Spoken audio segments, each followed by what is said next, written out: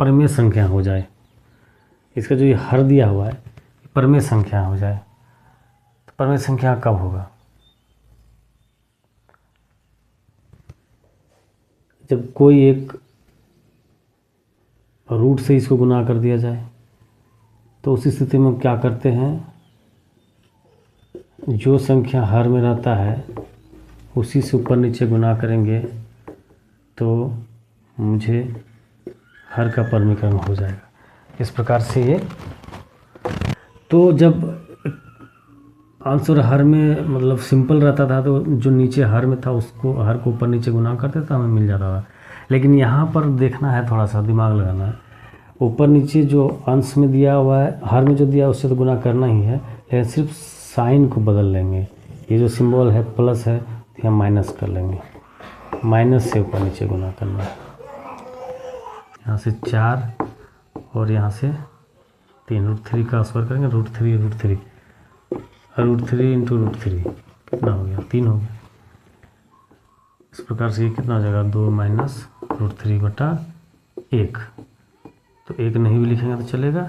इस प्रकार से ये मेरा हर का परमीकरण हो गया। देखिए कर लेंगे, माइनस हो जाएगा तो प्लस से गुना कर लेंगे, और इस प्रकार से आगे प्रोसेस करेंगे तो हमें जो अंतिम में जो सॉल्यूशन मिलेगा वही हर का परमीकरण आंसर होगा मेरा। के नियम इनको जान लेते हैं। किसी भी संख्या उसके सर पे कुछ अगर लिख दिया जाए तो इसको हम लोग आधार बोलते हैं, इसको हम लोग घात बोलते हैं। यानी x पर पावर घात n, ये होता है घात, घातांक संख्या। जो घातांक संख्या को हम इस तरह से लिखते हैं, तो घात का क्या हो जाता है? योगफल हो जाता है। अब यहाँ पर देखते हैं, आधार है, घात है, घात पर फिर होल पर घात है, इस तरह से क्या हो जाता है? घातों का गुणनफल हो जाता है। जब आधार बराबर हो और घातांक संख्याएं भाग में हो तो घात को घटा देते हैं, एक दूसरे से माइनस कर देते हैं। अब है अलग अलग आधार हो और घात बराबर हो तो आधार का गुणनफल हो जाता है, और घात जो बराबर घात है वो आपका नियम मुख्य रूप से यहाँ पर हम लोग पढ़े। इसको हम लोग उदाहरण से समझते हैं, प्रश्नों को हल करने का प्रयास करते हैं।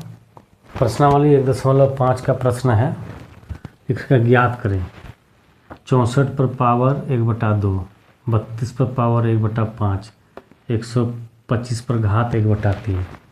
इसको ज्ञात करें या इसको सरल रूप में लिखें, इस तरह भी कर सकते हैं।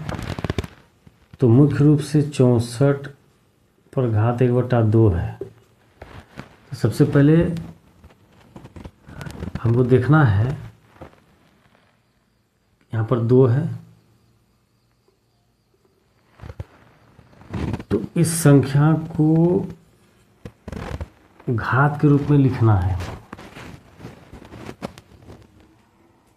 ऐसे घात के रूप में लिखें। 64 को हम लोग क्या लिख सकते हैं? 2 पर पावर 6। देखिए 2 गुना 2 गुना 2 गुना 2 गुना 2 गुना 2 गुना 2, यानी 2 गुना 4 में 36, 32 गुना 64। यानी इसको हम लोग 64 को इतना बार लिख सकते हैं, मतलब 2 पर पावर 6, और फिर पावर ऑलरेडी कितना है? तो 1/2 है। तो अभी हम लोग घात के नियम में क्या पढ़े कि घात पर जब घात रहे तो घात क्या हो जाता है? गुना हो जाता है। तो यहाँ से कितना आ जाएगा? ये कट जाएगा, 2 पर पावर 3 आ जाएगा। इसका मतलब ये कितना है? 2 गुना 2 गुना 2, 2 दुना 4 दुना 8 है ये मेरा। उसी प्रकार 2 नंबर में देखेंगे 32 पर पावर 1/5 है। इसको भी हम लोग क्या लिख सकते हैं, 2 पर पावर 5 पर पहले से ही पावर है 1/5। तो अब ये हो जाएगा गुना हो जाएगा, क्योंकि घात पर घात रहता है तो गुना हो जाता है, और ये कट जाएगा। तो मेरा आंसर हो गया कितना, 2। देखिए 32 को कैसे हम लोग किए, तोड़े ना, 2 गुना 2 दूना 4 दूना 8 दूना 16 दूना 32, यानी 2 को 5 बार गुना करेंगे तो 32 आएगा। तो इस प्रकार ये सॉल्व हो गया। तीसरा नंबर में हम लोग देखते हैं, 125 पर 1/3 है। इसको हम लोग किसके घात के रूप में लिख सकते हैं। अगर दिक्कत है घात के रूप में लिखने के लिए तो इसका हम लोग अभाज्य गुणनखंड भी कर सकते हैं। सिंपल सा बात है। जैसे 64 को हम लोग अभाज्य गुणनखंड करते हैं तो 2 32 बार में, फिर 16 बार में, फिर 8, फिर 4, फिर 2। देखिए 1 2 3 4 5 6 आया था ना। उसी प्रकार 32 को करेंगे तो अगर इसको ऊपर से मिटा दें तो 32 का है, देखिए 1 2 3 4 5। उसी प्रकार 125 का आप कर लीजिए। 125 का अगर अभाज्य गुणनखंड कर लेते हैं तो ये कितना, 2 से जाएगा नहीं, 3 से नहीं, 5 से। तो 5 दूना 10, 5 25, फिर 5 5 25। इसका मतलब कितना हो गया ये, 5 पर पावर 3 पर पावर 1/3। तो फिर 5 गुना पावर गुना हो जाएगा, यहाँ से कट गया तो आंसर 5। चलिए अगला प्रश्न में चलते हैं। के रूप में इसको लिख सकते हैं हम लोग। तो 8 गुना 8 64 होता है ना, तो लिख सकते थे 8 पर पावर 2 गुना फिर से पावर 1/2। तो यहाँ पर गुना हो जाता 2, तो यहाँ से 8 आ जाता। इस प्रकार भी कर सकते हैं। लेकिन जब हमको नए समझ में आए, बिल्कुल भी कुछ भी नहीं समझ में आए, तो अभाज्य गुणनखंड कर लेंगे। अभाज्य गुणनखंड करेंगे तो हमको सीधा सीधा दिखने लगेगा, और उस तरह से गुना होना जो भी आगे प्रोसेस हम लोग कर सकते हैं। तो ये अगर आपको याद है, आप जान रहे हैं तो कर सकते हैं, नहीं तो अभाज्य गुणनखंड कीजिए और सीधा प्रश्न का उत्तर आप कर सकते हैं। चलिए अगला प्रश्न है, ये उल्टा है, 3/2 होगा। तो देखिए पहला प्रश्न क्या है कि 9 पर घात 3/2 को सॉल्व करें। तो हम क्या बताए थे कि कुछ नहीं समझ में आएगा तो जो आधार दिया है उसका अभाज्य गुणनखंड करेंगे। तो अभाज्य गुणनखंड करने से वो मिल जाएगा हमें। तो 3 9 है तो इसको 3 गुना 3 करेंगे तो मिल जाएगा, यानी 3 पर घात 2, और पहले से घात है 3/2। तो जब घात पर घात रहे तो घात गुना हो जाता है। ये कट जाए, अब 3 पर घात 3 आ गया, तो कितना हो जाएगा मेरा, 3 गुना 3 गुना 3। ये 3 3 9 नहीं करना है। बहुत सारे स्टूडेंट 3 गुना 3 9 कर देता है। नहीं, घात का मतलब होता है जितनी बार घात लिखा उतना बार उसको गुना करना। ये 3 बार लिखा हुआ है तो 3 गुना 3 गुना 3 कितना हो गया, 3 3 9 27। ये आंसर होगा। चलिए अब अगला में चलते हैं 2 नंबर में। ये 1 नंबर था, 2 नंबर प्रश्न है 32 पर पावर 2/5। एक्चुअली प्रश्न को हम लोग पिछले में भी हल कर चुके हैं। अभाज्य गुणनखंड करेंगे 32 तो ये आ जाएगा 2 पर घात 5। अब फिर है 2 पर 2/5, तो घात पर घात गुना हो जाएगा। ये 5 5 कट गया तो बच क्या गया, 2 पर पावर 1 घात 2 बच गया। 2 पर पावर 2 कितना हो गया, 2 गुना 2 4। यहाँ पर 2 दूना 4 आ जाता है क्योंकि 2 है इसलिए। लेकिन घात का मतलब ही होता है कि जितनी बार घात है उतनी बार संख्या को लिखना गुना के साथ। 2 बार है तो 2 गुना 2 4 हो गया। अब अगला प्रश्न 3 नंबर 16 3/4। देखिए आप इसको फिर क्या बोले थे, अभाज्य गुणनखंड करना है। अगर नहीं समझ में आएगा तो अभाज्य गुणनखंड कीजिए सीधा सीधा इसको।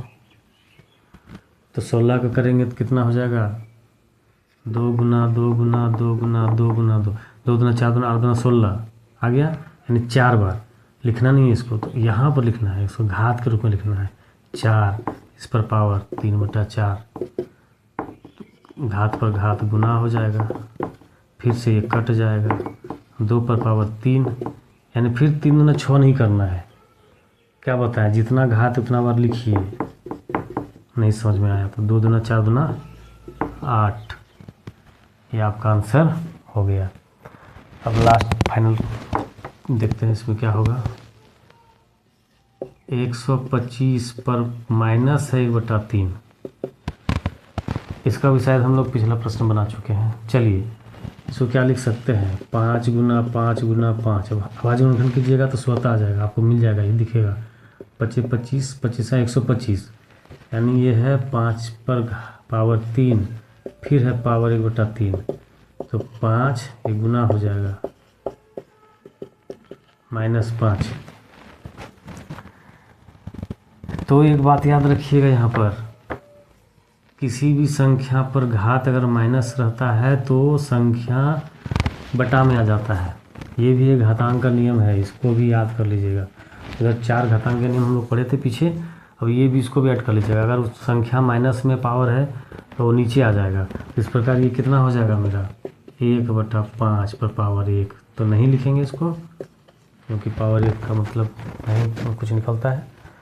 चलिए इस प्रकार हम लोग, पहला प्रश्न है 2 पर घात 2/3 और फिर गुना 2 पर घात 1/5। अब हम लोग यहाँ पर क्या देख रहे हैं कि आधार बराबर है और घात भिन्न भिन्न है, तो आधार बराबर रहने पर भिन्न भिन्न घात क्या हो जाता था, उसको हम लोग जोड़ में ले आते थे। तो अब यहाँ क्या हो जाएगा, 2 इस पर घात 2/3 प्लस 1/5, पावर जुट जाता था, है ना। अब क्या हो जाएगा, इसका एलसीएम निकालिए, 15, 5 दूना 10, क्योंकि एलसीएम दोनों अभाज्य है तो 3 5 15 हो गया। अब 3 से 15 को भाग देंगे तो 5 आएगा, तो 5 दूना 10 ऊपर से गुना करेंगे। अब इसको 15 को 5 से भाग देंगे तो 3 आएगा, फिर ऊपर से गुना करेंगे तो 3 आ जाएगा। इस प्रकार से इसका कितना हो गया, 13/15 मेरा आंसर आ गया। एक बार और देख लीजिए कहीं गलती तो नहीं हो गया। 2/3 1/5 है ना, हाँ ठीक है। 15, 5 दूना 10, 5 तिया 15, 3 13/15, ठीक। चलिए अब अगला प्रश्न में चलते हैं। अगला प्रश्न क्या बता रहा है,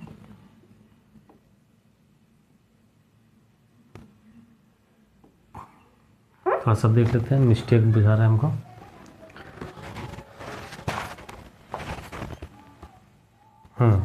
ठीक है।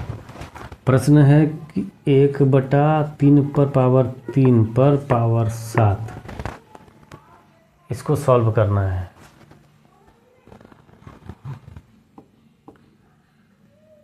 तो इसके लिए एक और नियम हम लोग उसको जान लेते हैं कि a/b पर पावर अगर m है तो ये m दोनों में ही चला जाएगा। तो इसी तरह से हम लोग यहाँ पर इसको क्या कर सकते हैं, 1 पर पावर 7 और 3 पर पावर फिर से 7। तो देखिए 1 पर पावर 7 तो एक ही होगा। अब यहाँ पुनः क्या आ गया, पावर पर पावर तो गुना हो जाएगा। इस प्रकार से 3 पर पावर 2 एक आंसर हो जाएगा मेरा।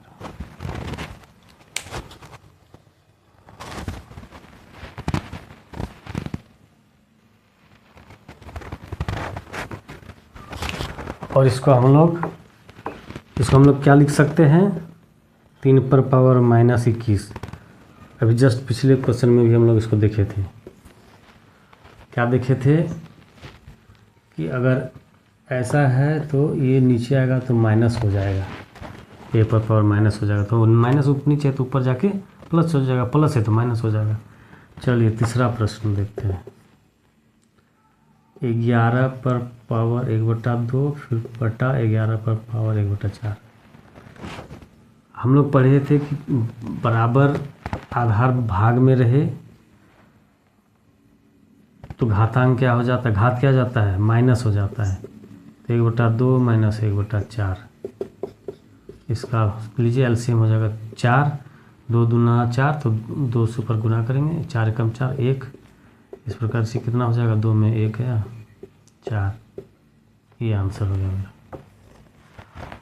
अब चलेंगे हम लोग 4 नंबर प्रश्न में।